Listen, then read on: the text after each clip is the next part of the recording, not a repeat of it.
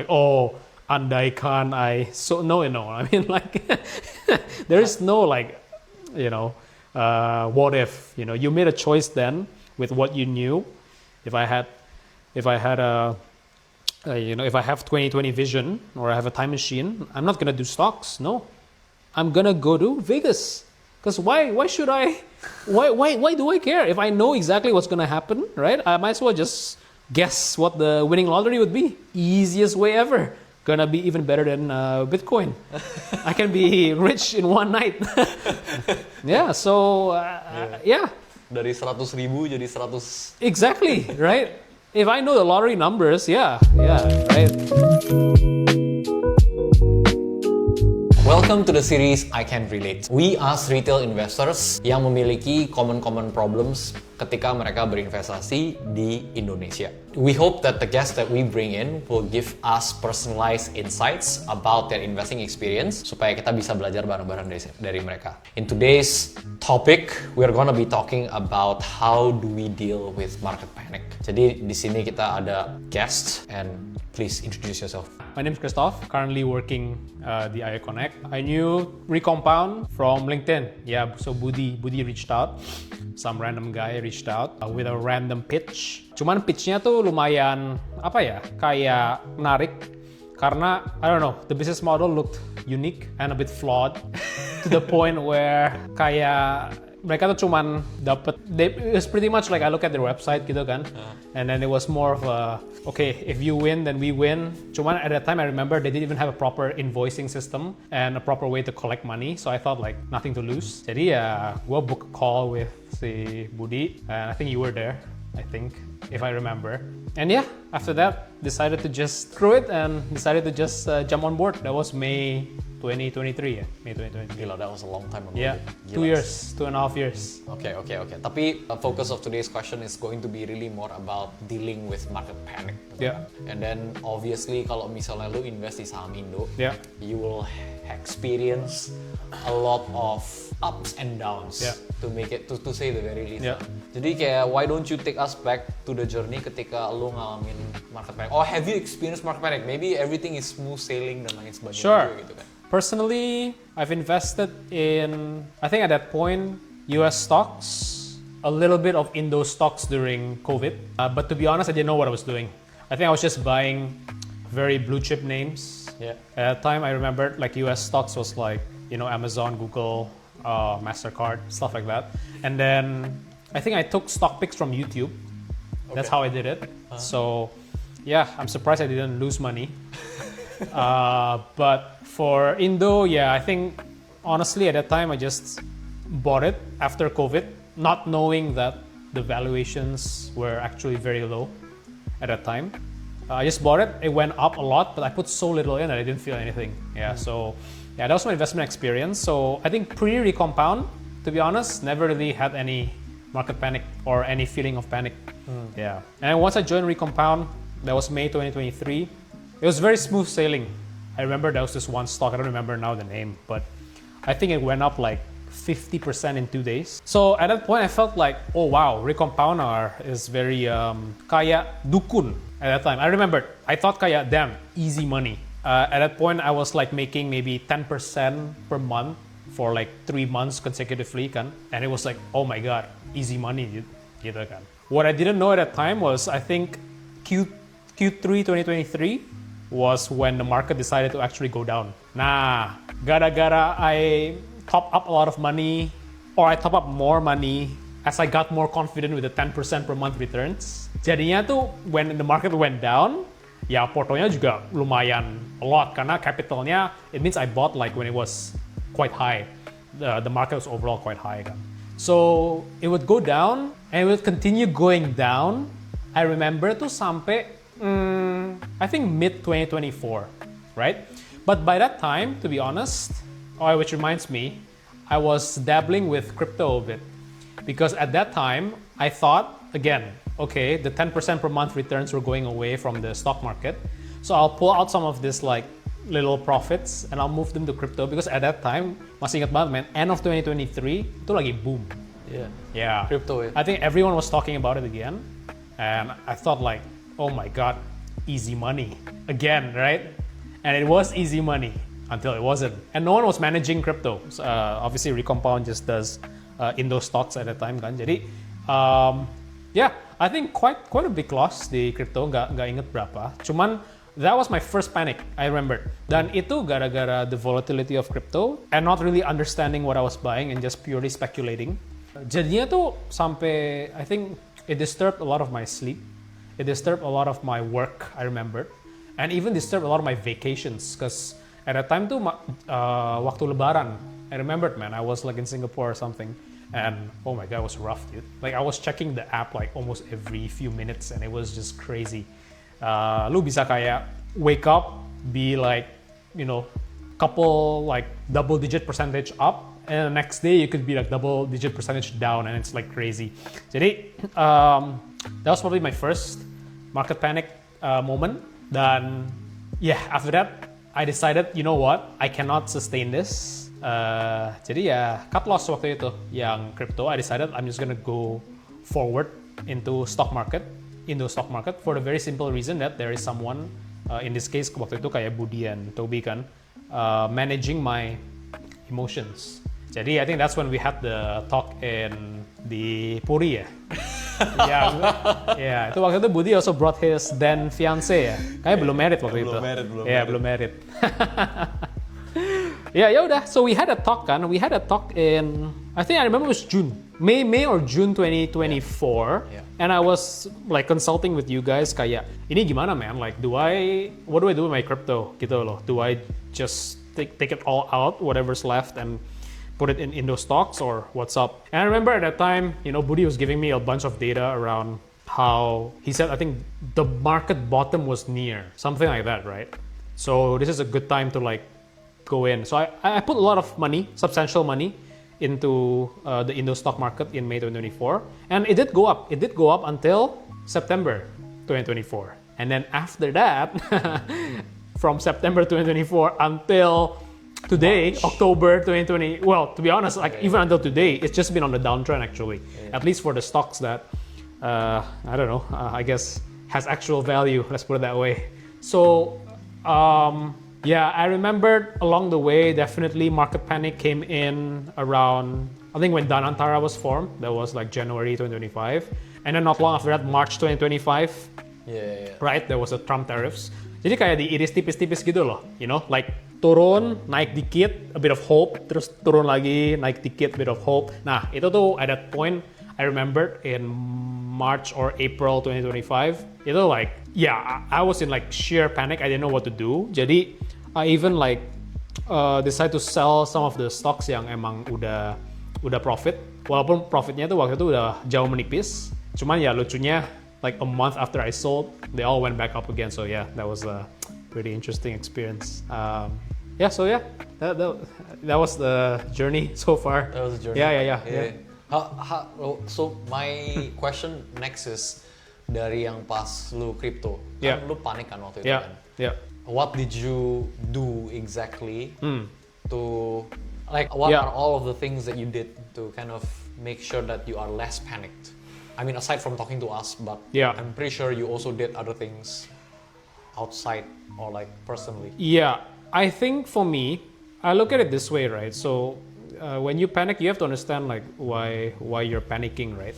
And for me, I think a lot of emphasis was put on something called kayak net worth kan. So fluctuations in net worth itu was very distracting for me. I think that's something that I realized. So, you know, it's one thing to actually be panicking just because of short-term price movements. But when it's so volatile, right, your emotions tuh juga dimainin kan. And at that point, to be honest, it was just a bit of self-reflection aja sih. Kayak, ini tuh gue investasi atau spekulasi? I think it was just that, right?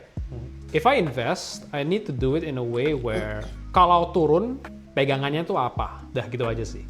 You know, what is the cliche, what's the fundamental behind it kan? Cuman intinya sih, kalau turun, how do I make sure my day job doesn't get affected? Karena investment for me, at least at this point, should not be the main source of income.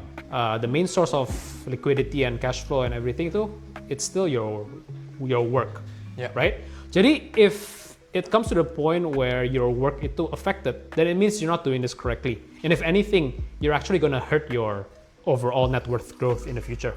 Karena jadinya tuh ya lose-lose, you know?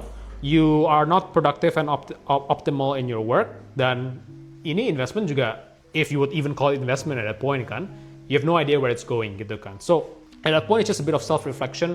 What exactly do I want to emphasize, right? Do I just chase the crazy gains? Do I chase the crazy stories? Atau do I have something yang emang, you know, I can continue to work, focus on my career, and just have this growing consistently, ya kan?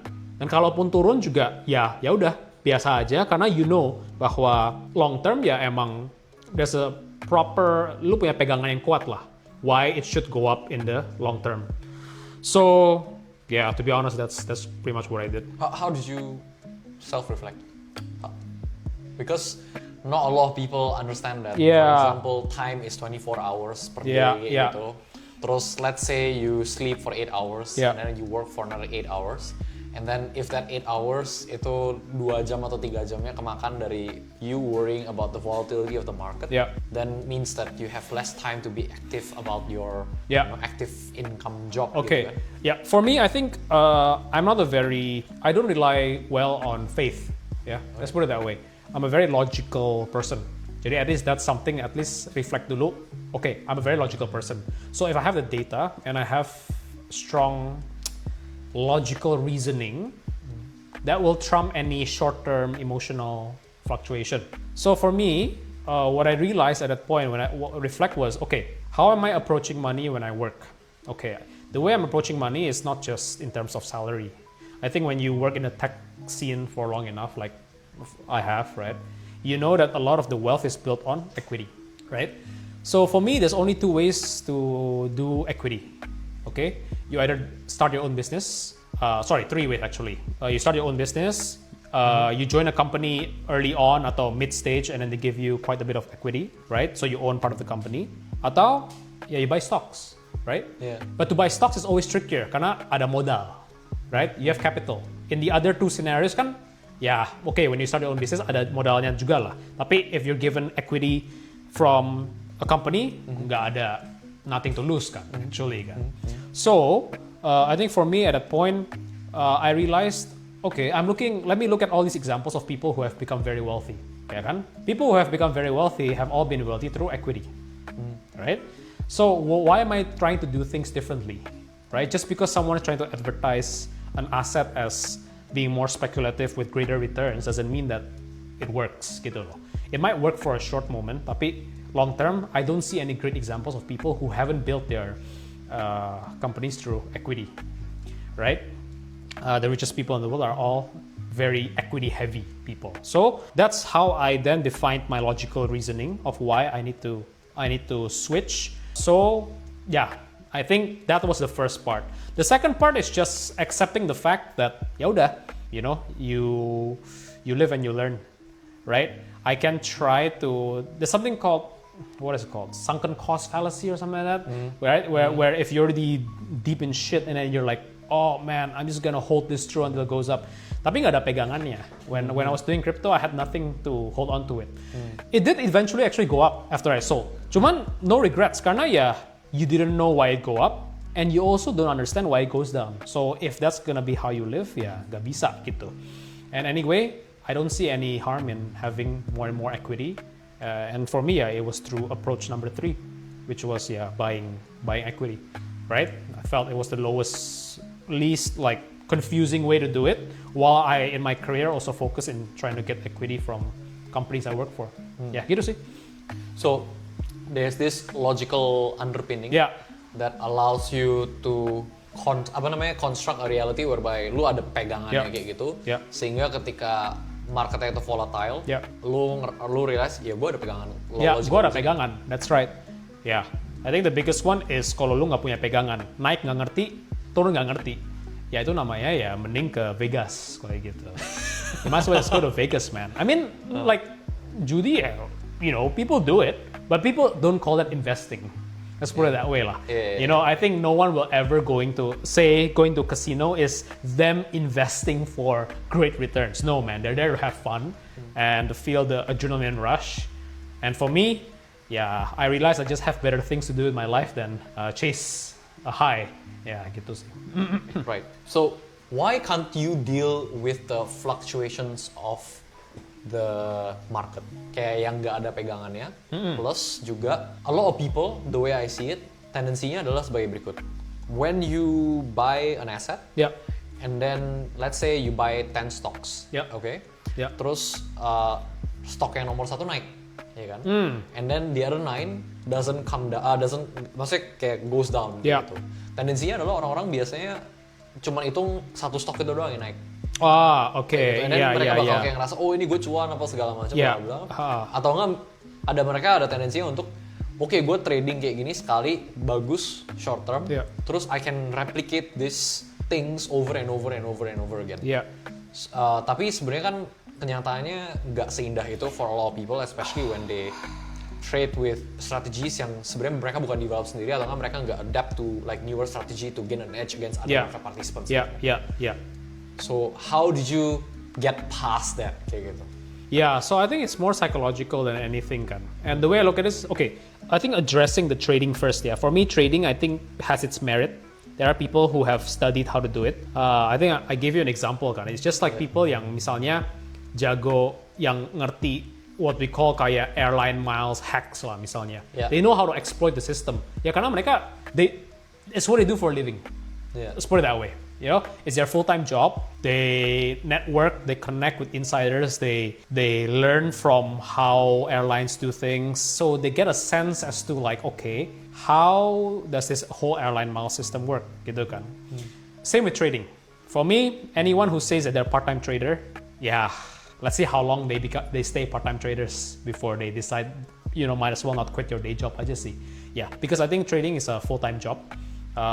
Psychology to do that is very different, right? Clearly, they would have been able to deal with my volatile swings karena it's what they do, right? They trade around macro, they trade around speculation, gitu kan? They know lah. They know what they're looking for, and there's an art to it, gitu kan? For me, I had a full-time job, right?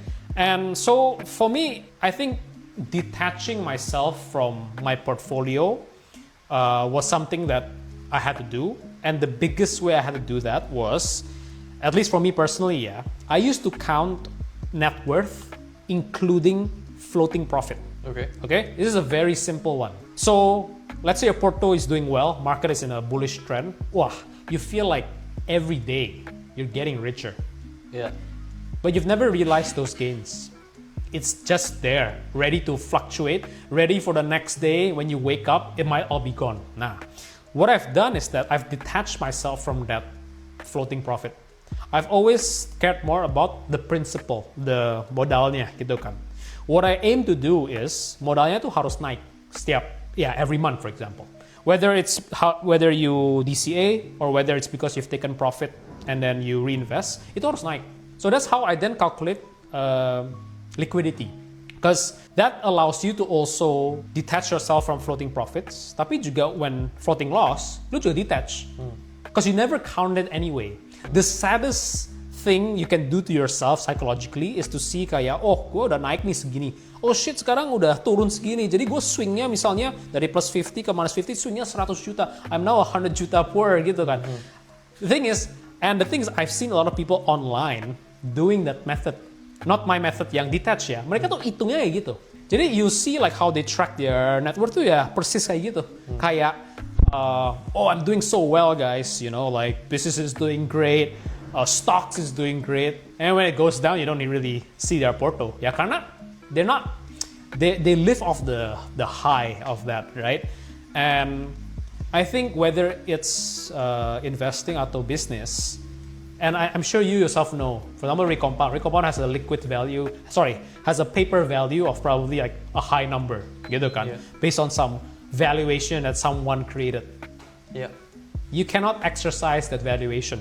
you cannot exercise that liquidity, No. right? So you can keep telling yourself that, oh, I am this rich, but you're not, until you're able to realize that. So I think that mentality I've kind of like applied, not only to stocks that I get from my career, but also whenever I buy stocks. I just look at it purely from a principle. Jadi dari invested capital. Invested capital, that just has to grow. Because as long as it keeps growing, you're actually getting richer. Udah, titik. Ya kan? Through one way or another, kan investment is not the only way you make money. Through your work, through, I don't know, even putting your money in deposits, putting in obligasi, itu kan semuanya accumulation kan. Jadi when you track all of that, as long as your principal keeps going up, you just know at some point, right? Like this will, you're actually getting richer. Forget the fluctuation. When you do take profit one day, you'll see that nice bump of your principal, and you'll be like, great, I'm actually making progress. Ya gitu sih, simple stuff. Yeah. And then from the invested capital that you use, you buy equity juga. Yes. Because you earlier on you mentioned about the richest people in the world owning Correct. equity. As, Correct. Okay. Correct. So that's like how you build a mental model Yep. that allows you to be more psychologically grounded when Yep. you invest. Correct. And then you stop paying attention to like the volatile markets. Correct. Yeah. Otherwise, I wouldn't have been able to go through 2025.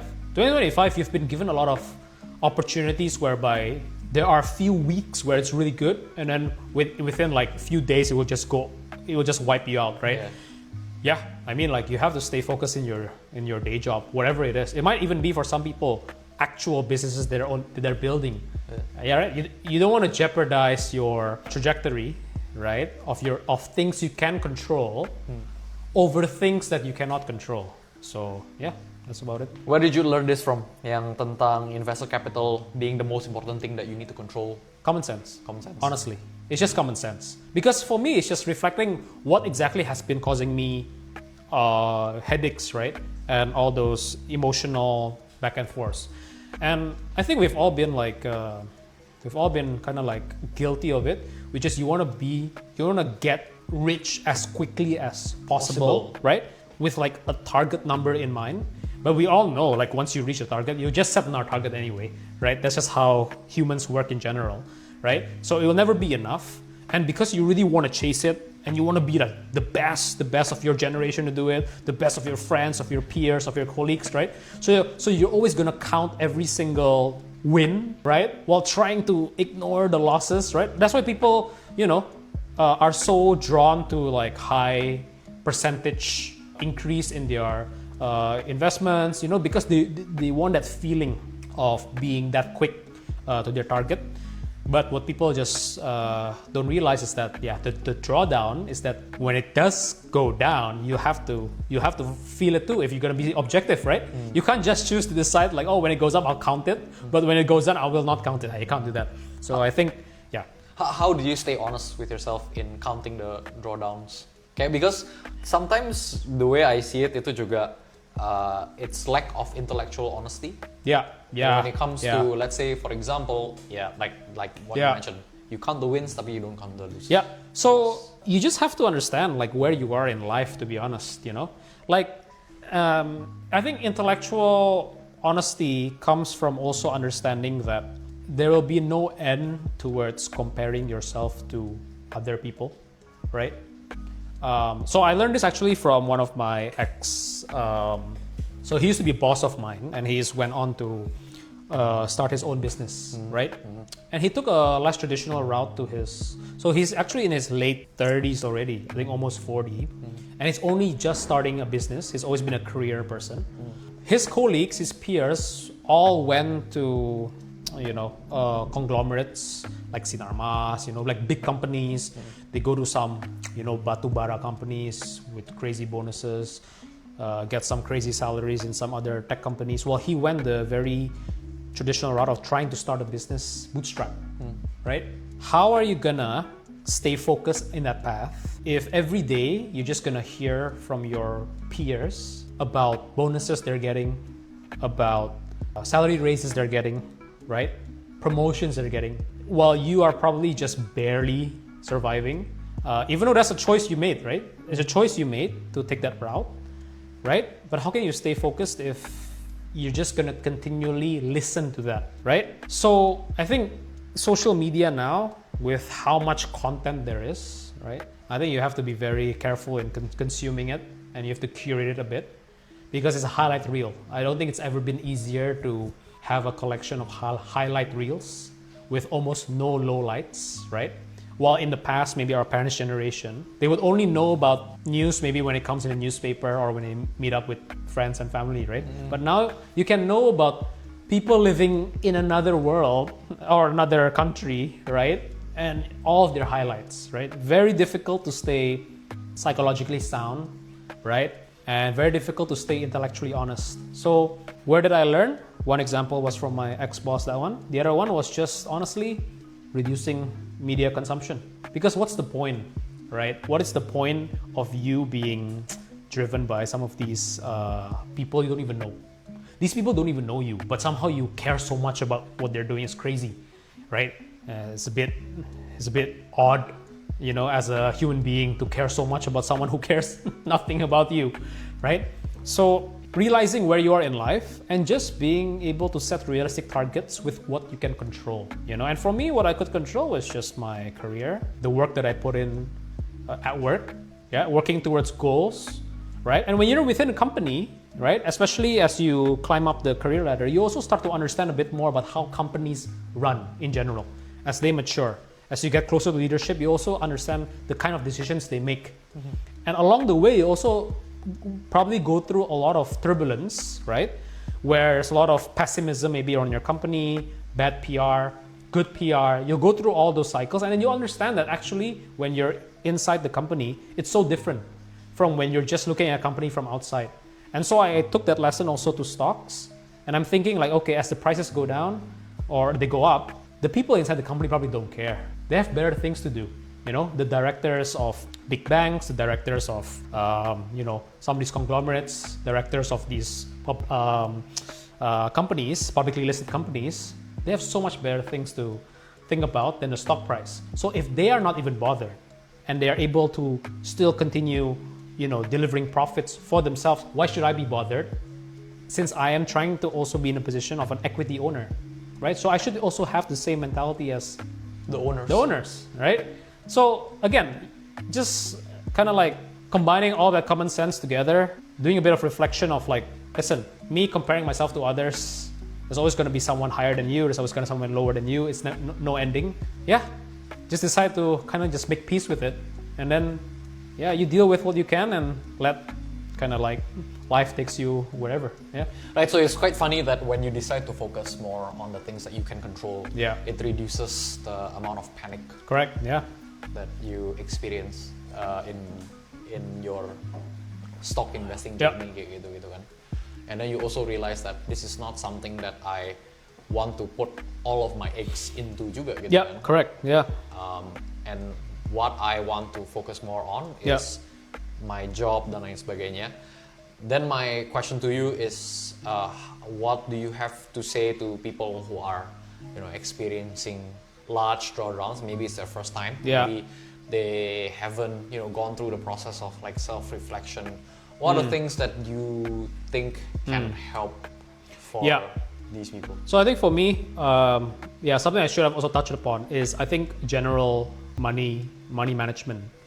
I don't think anyone in life is going to really ever teach you how to do money management, because I think only you know where you're in life, and only you know what you need to achieve and by when you need to achieve it, right? So the way I look at equities is that equities is a sliding scale. There will be a point where equities is a very high risk asset, and there will be a point where it becomes a very low risk asset. And for me, it actually becomes a very low risk asset when, based on experience, pessimism is very, very high. Because how low can you go? I think it's logical, right? When everyone's scared of the asset class, that's probably the best time for you to consider actually buying it. But you can never know when the bottom is, right? So best you can do is manage your money, right? So understand, like, for you to be at peace, what do you need? Do you need some money, kept under your pillow for safeguard? Do you need some money maybe put in just deposits for you to always have cash, right? If that's the case, then you need to practice some sort of financial discipline, right? When you want to buy, if you don't have money outside of what you have set aside for psychological safety, then you don't buy, right? Same, when it starts going up one day and you feel like there's a need to FOMO, ask yourself, right? Are you willing to risk that psychological buffer? And I think the answer should always be no. You know, for some people, they're okay with having 95% equities and then 5% cash. You'll see a lot of these examples online of people claiming that that's what they're doing, and I believe that's what they're doing. You know, but you don't know where they are in life, and you also don't know how psychologically sound they are and the kind of experiences they have. They might have lost a lot already, so they know exactly what to expect, and they know how to detach. If you don't know how to detach, then you need to find your own psychological safety net, right? And for me, one of the things I've done also was just setting aside some cash always. Do I ever use that cash, to be honest? No, never. But you just always assume that, oh, in case I need to, I will use that cash to average down, for example. But even when it goes down, I don't really end up doing it. Why? Because you know that, oh, this actually in fact works as my psychological safety. So only when I have money outside of this, then do I top up. You know, and then once you keep that discipline, your life becomes a lot more, I guess you could just say, predictable. A lot more chill. Yeah, a lot more chill as well. Yeah, you can actually enjoy your life a bit, whatever happens in the market. Yeah, because you know sometimes whatever happens in the market doesn't actually affect your life. It affects how you feel about your life, but actually doesn't affect your life. Yeah, so yeah. It affects how you feel about your life. Yeah, it affects how you feel about your life. But it doesn't affect your life. Yeah, that's a very, very important distinction. Then yeah, because when you meet people, right? When you meet people, you'll see that when they look at you, they won't know. You know, like they won't know. Like when your mom sees you, for example, like they won't know. They won't know whether you just made a huge profit or you're suffering a drawdown, right? For them, you're just still the same person in the same conditions, right? So eating food, sleeping. Yeah. Same house. Yeah. You feeling sad and just being depressed, itu kayak merugikan people around you juga gitu loh, and for no reason. You know, when people ask you, like, why are you sad? You know, some people, they lost loved ones or they got laid off, difficult job market. You're suffering a drawdown, right? A drawdown in an asset class that you probably already understand quite a bit, but you just wanna feel shitty because you feel kind of poorer that day, even though you never were gonna use the money anyway. Yeah, it's just crazy. Anytime soon anyway, you know? I'm pretty sure even if you made a profit, you would have reinvested it. So yeah, you're just lying to yourself saying like, oh, andaikan I... So no. I mean, like, there is no like, what if, you made a choice then with what you knew. If I have 20/20 vision or I have a time machine, I'm not gonna do stocks. No, I'm gonna go to Vegas. Because why should I? Why do I care? If I know exactly what's gonna happen, right? I might as well just guess what the winning lottery would be. Easiest way ever. Gonna be even better than Bitcoin. I can be rich in one night. Yeah. So yeah. Dari 100.000 jadi 100. Exactly. Right. If I know the lottery numbers, yeah. Right. I think that's a lot of good phrases, right? If my mom had balls, she'd be my dad. Yeah. If my grandma had wheels, she'd be a bicycle. So yeah, all these what if scenarios, whatever. Yeah. Then my next question would be, when you were saying about money management as well. Yeah. It's really important. What do you have to say to people who haven't started and how they can start? What's the easiest way you think for these people to start? Because it seems that it's like a very, very crucial component to manage your psychology as well as an investor, as an investor who has a full-time job. Kayak gitu. I mean, yes, kayak we definitely help you with the investments dan lain sebagainya, tapi the money management part is something that sebenarnya we haven't touched upon. You haven't really touched upon, and honestly, it's an art. Just like how investment is an art, right? Yeah. Money management is also an art. A lot of times, right, it's just a matter of, I will admit, there is a bit of speculative element towards money management in the sense that you try to guess when you're going to need the money, right?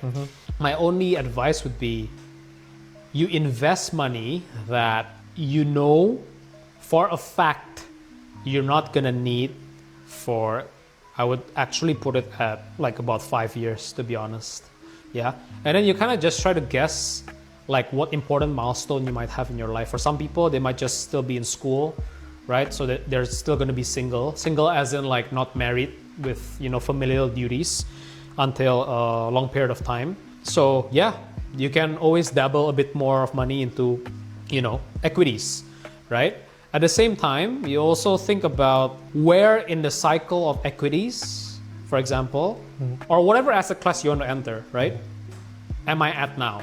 And I think that's something Recompound can help you with, right? So they might not be able to help you with money management, but they will help you with giving the data as to, okay, if I want to portion a pretty sizable amount of my money into equities, is it a good time? People can just say, oh yeah, it's a good time, you know, but what's the data, right? And if data tells you, like, for example, PE ratios, for example, simple one, right? Very basic one, right? Is at a historical low. Yeah. Then you know, right? Like, okay, like I can put in quite a bit, you know? But if the PE ratio itu agak nanggung, or especially if it's already high, then you might want to think that, okay, equities will always be interesting long term. But maybe, since I do not know where I'm going to need the money, I can't be 100% sure. I'll just put it somewhere where I can be sure it's just going to go up, like a deposit, like a money market fund, right? And then I can wait and be patient a bit more whenever that day comes, when equities, because it will come, right? It's always a cycle, right? When equities become very undervalued again, right? So I would say money management is a bit of an art, but you can always apply a lot of data points to it.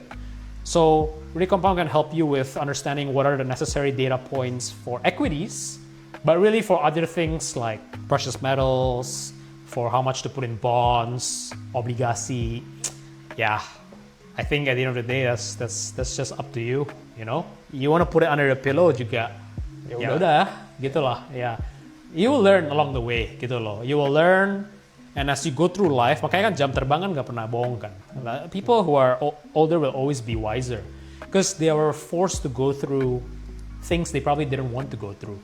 Right? They were forced to see things and cycles and ups and downs that they probably never even predicted they would see. So they would know, and naturally you'll just get more data. Yaudah, intinya just don't be greedy. Just don't be greedy at any point in time, you know, and just do it slowly. What do you have to say to people who are being a little bit too fearful juga? Because panics juga kan biasanya stems from the fact that, you know, what you're holding is going to continue to be undervalued forever. Okay? I think back to what I said about equities, right? Like if you're going to be the business owner, right? And especially for people who even own businesses themselves, even small businesses, right? When you run a business, the reason why you have such a different psychology from stocks is because you don't see your valuation moving every day. Every minute. Yeah. It's also one of the reasons why maybe back in our parents' generation, when they bought property, they were good at holding it. Because you don't know property prices every day. You only know when someone quotes it to you or when someone has an offer. So the reason why stocks is so difficult to deal with is because it's a marketplace and you can see the price every single working day. But you should really take the same approach like having a business your own when you're an owner, right? You never cared about the valuation of your company, right? Any business owner who's actually trying to build a proper business cares about how much profit they make, right? So if they see no threat to their profit, and if they just see, oh my goodness, I'm closing a lot of contracts, you know, I am getting a lot of new customers, you know, my business is expanding, I'm opening new outlets, you know, I'm getting better at my operational expenses, you know, my margins are thicker, you're gonna be happy, right?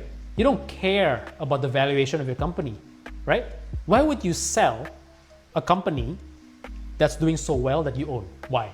Right? It's very basic, right? You don't see these owners who start the companies selling. They even hand it down to their kids, right? To the next generation. Why? Yeah, because it's making so much money and it's growing. So when people are panicking about like these prices going down, the question I would ask is, dude, the profit numbers are there, right?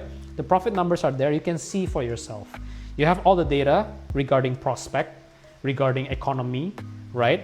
Unless for some reason Indonesia is just gonna shut down next year, then yeah, you might as well just pull the plug. But at the same time, might as well just find a new country to live in, because you're not gonna be here for long anyway, right? But if it's not the case and prices are just going down, so that means you're in a position of an owner where you see people like disregarding your company, but your profits are still good, they're healthy. You know next year is even gonna be better, for example. So why are you concerned?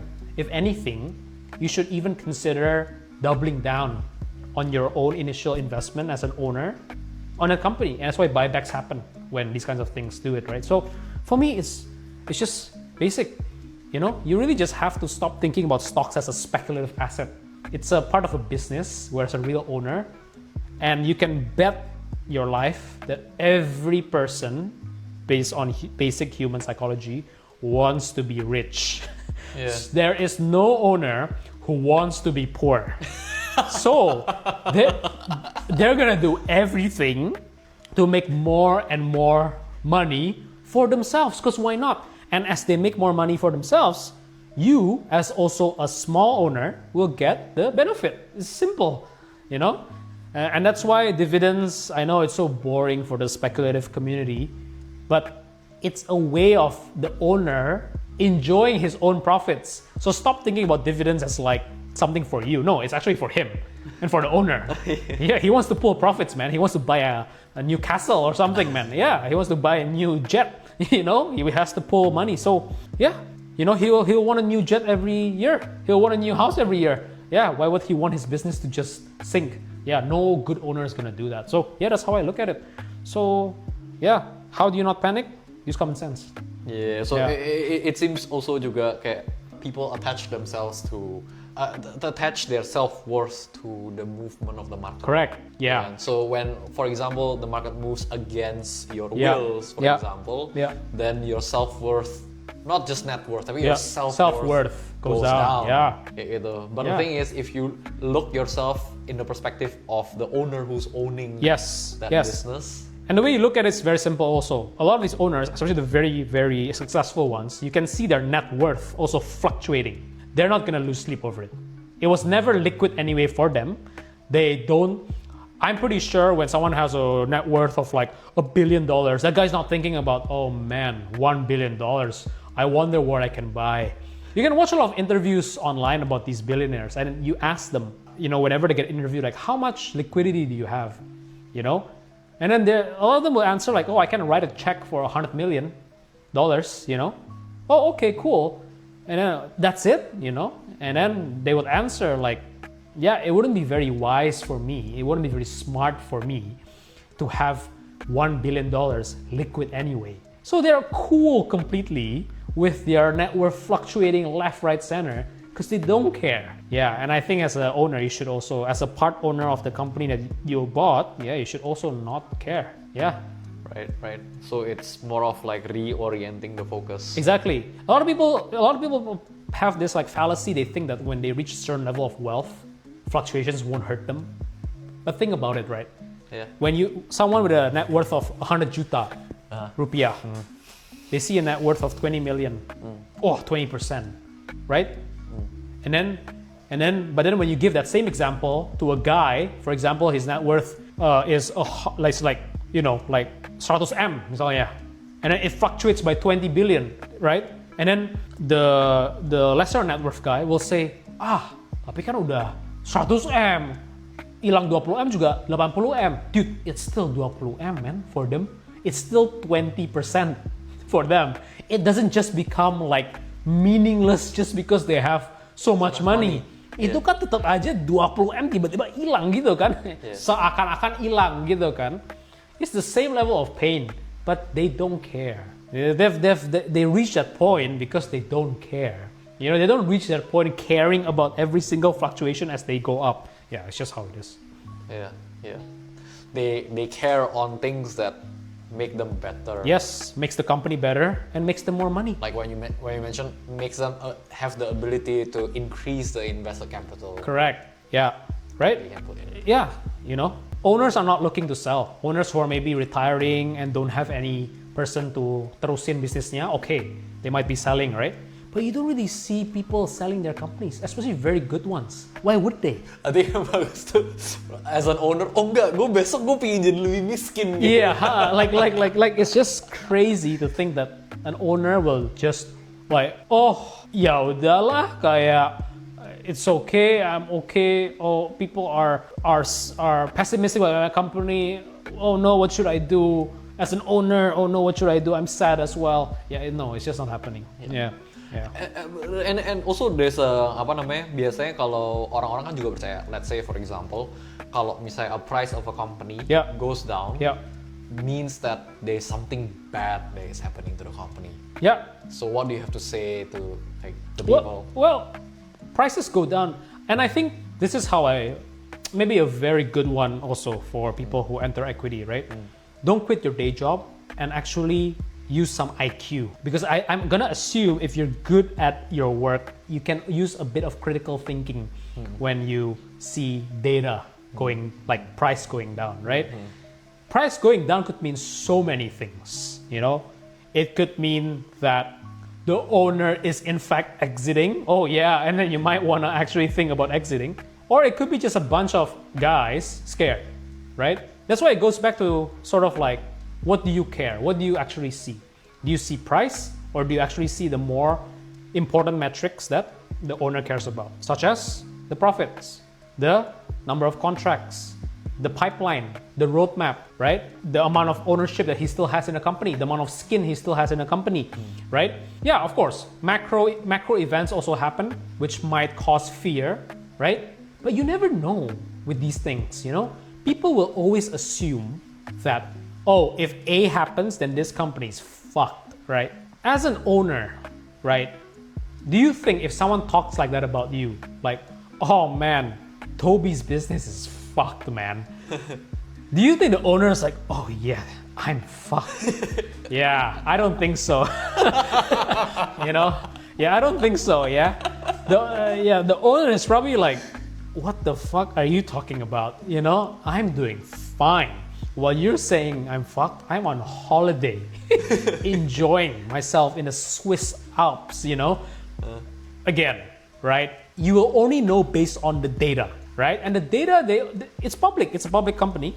So you'll know how they're doing. You'll know how much money they have actually in the company, how much money they're making, how much, you know all the data. If you see a trend that goes down in those critical numbers, forget about the price. The price might even be going up while that happens, right? But if you see those things going down, and if there is a good reason for you to believe that this is non-reversible, and it's going to be something that even the owner cannot do anything because even it's out of his control to save his company, then yeah, you just exit your position. There's no reason for you to continue to be an owner of the company, right? Owner is probably also looking to sell because he might not be able to save his own company, right? But if those numbers keep going up, the more they go up and the more the price even goes down, the more you should even be interested, if anything, in that company, because it just shows you have a great deal. No one questions if a Birkin bag suddenly gets discount for 100 juta. People are buying that shit. Yeah, no one's gonna bat an eyelid, right? Like, oh, why is it 100 juta? As long as they see that, oh, it's authentic. It's just because, like, for example, someone just needs money. It's authentic. All the cars, yeah, you're buying it. You're not gonna think about kaya. Oh, but why? No, right? You see all the data behind it. It's a great deal. You know exactly what it should be valued at fair price, right? And then you buy it. That's it. Yeah. So it's the same like your basic purchasing decision that you do in the mall. You always look for discounts. You know how much things should be worth, right? You also know, is it good quality or not? When you buy clothes, for example, oh, this is shit. No wonder it's cheap. Okay, yeah, fine. Maybe you won't buy it, right? Yeah. But if you see like, oh man, like Zara has a great sale, yeah, you're buying. You don't question it because you know it's a good company. So that's about it. So, yeah. And when you also, I think this is gonna be like one of the last questions already. Like the owner about, as in when you put yourself in the shoes of the owner. Yeah. A lot of the companies that is like drawing down right now, that is actually going down in price, is also owned by Indonesia. Yeah. Gitu kan. Yeah. Terus there's a lot of like skepticism and pessimism about Yeah. Indonesia as a country, Yeah. saying that oh ya Indonesia gelap lah atau apa segala macam. And Yeah. we are not trying to be like super nationalistic Yeah, atau makes sense, patriotistic makes kayak sense. gimana kayak Yeah. gimana. Tapi how do you apply logic to like these people's pessimism, and like what do you have to say to that? Yeah, the logic is, well, again, they are state-owned enterprises. Yeah, misalnya big banks for example. Okay, yeah, big banks, for example, right?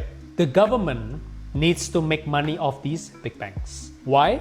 They own a lot of these big banks. If they don't make money, then it means that they have a huge problem in terms of generating liquidity even for themselves. Why? Because again, forget about the fact that they are government or not. They are owners, right? So it just so happened that the owner, in this case, the majority owner, is a government. Sovereign wealth fund now dan antara Sovereign wealth fund, even more capitalistic than a government. Are you gonna, again, right, just common sense, do you think as a sovereign wealth fund, you would be proud when your fund is dog shit and it just like keeps losing money, you know, and then you are a part, you own companies which are just trash. No one's gonna take you seriously as a sovereign wealth fund. And what you're trying to do, right, is you're trying to attract even investors from outside to be interested, like, oh, Indonesia is doing well, right?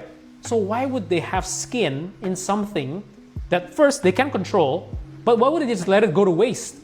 It's just impossible. It's against their best interests to let their own portfolio go to waste. They need money. Money comes from, again, right? As an owner, you pull from dividends, for example, right?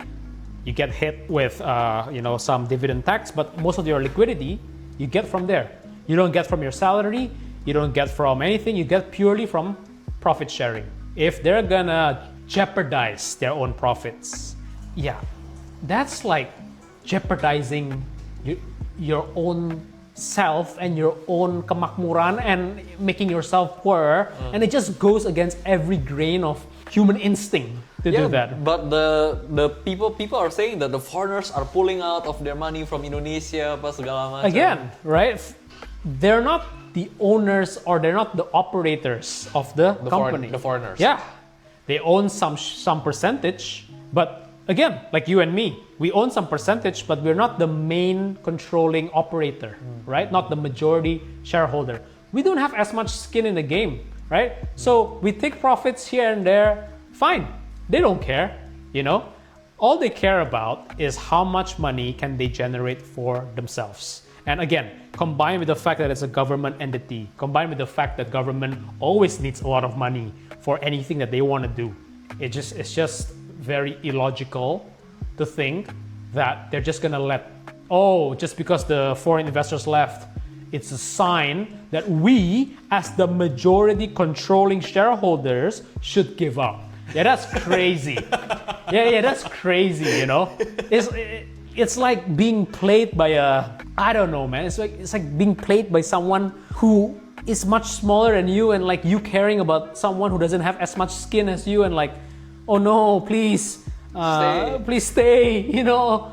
When they want to come back, they'll come back, you know. Till then, they don't care. Because again, all they care about is how much money they can make as a state-owned enterprise. And that's it, you know. So as long as they can make money, whether or not the investors come back or not, it doesn't change their life. They're not selling their shares either, are they? They want to remain the majority shareholders. Why? Because they know it makes a lot of money. So why would they ever want to give away their control, right? Again, so at the end of the day, these foreign investors, they're competing against retail, like you and me. Ya kita kalah retail sama. Iya, ya udah itu doang. You know, the owner of the state-owned enterprise, bodo amat kalian mah. You know, have fun fighting each other. You know. Yeah. So yeah.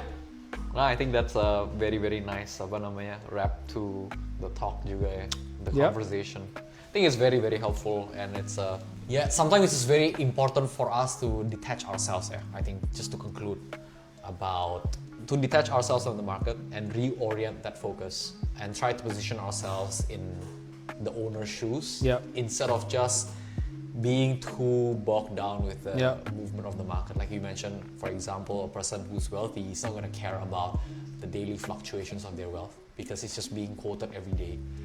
Because that's not where the real wealth is made from. And the real wealth is made from actually owning the company, making sure that they hold that company, and then the company they need to make sure the company makes money and more money and become more valuable in the future. Okay, gitu. Yep. Yeah, and I would say honestly for people who have drawdowns, like especially the younger ones, I think you should be glad that life allowed you to suffer when you're younger, because then your baseline psychology is built from there, right? It's going to be a lot harder when you're older, you have more ego, you have more also responsibility, right? For you to learn from suffering. So it's one of those quotes, I forgot where I saw, but it's like, one of like the successful people, they kind of just said like, to all the youngsters, like I hope you suffer young, because only through suffering, then you learn a lot of things. Gratitude is a big one, but you also learn like who you really are as a person. And if you come out of that, to be honest, you'll actually take character building that cannot be bought anywhere. With money. It cannot be bought with money. Yeah. And for anyone who has been very successful, you're always used to seeing the highlights, right? But you never see like what they went through, And I can bet that they wish that they were able to go through that always younger. Because then if they had known younger, they would have actually lost less. There's less to lose, literally and also kind of like figuratively, when you're younger. So yeah, this is nothing, man. This is nothing compared to like what life might throw at you in the future. So just be glad you got this out of the way, and then you can be a lot wiser, a lot more prudent, right? And that will carry over across like everything that you do in your life. Yeah. So I would say, that's why I'm grateful for my experience, even though obviously I would have loved not to have gone through it. Right? Yeah. But having gone through it, you know what? Like, I needed that. Soalnya kapan lagi? Because that lesson you would have to learn anyway. So sooner or later, painful or more painful, right? You're gonna have to learn that lesson anyway. So yeah, I think that's about it. You might as well learn, and then you come out on the other end becoming a better person. Yeah, plus also this drawdown, you have also this Toby guy and Recompound guiding, right? It's like the most handheld way to suffer. Let's put it that way, right? Imagine the people who suffered those losses maybe, in 2020 COVID crash, or like 2021, like the digital banks crash, or whenever that was, without any guidance. Like that's way worse, And if those people can come out of it, I'm pretty sure you can come out of this. So yeah. Appreciate it, man. And that's free advertisement right there. Yeah, not paid. Of course. Good chat. One last question. Kalau misalnya lu ada kayak semacam what problem are you facing right now that you wish would be answered? Kayak kurang lebih, if any. Like financial? Yeah, in the realm of investing. Oh, in the realm of investing. I think it's just, to be honest, lebih ke apa ya?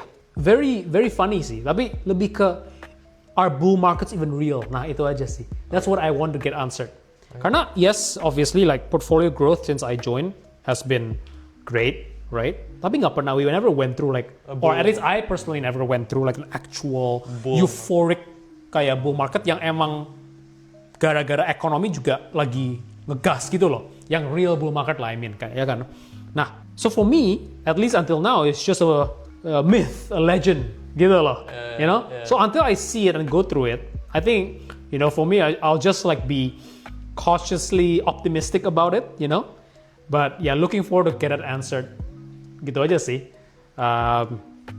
Cuma yeah, I know once if it happens and when it happens, it will just add another data point to my experience. So one day when market crashes happen again, yeah, like there's always a light at the end of the tunnel. Yeah, just be patient to go through it. So yeah, that's what I'm looking forward to. Is bull market real? Okay. Is the bull market real? Or it's just something, people come up with? Okay, good chat. Yeah. Thank you.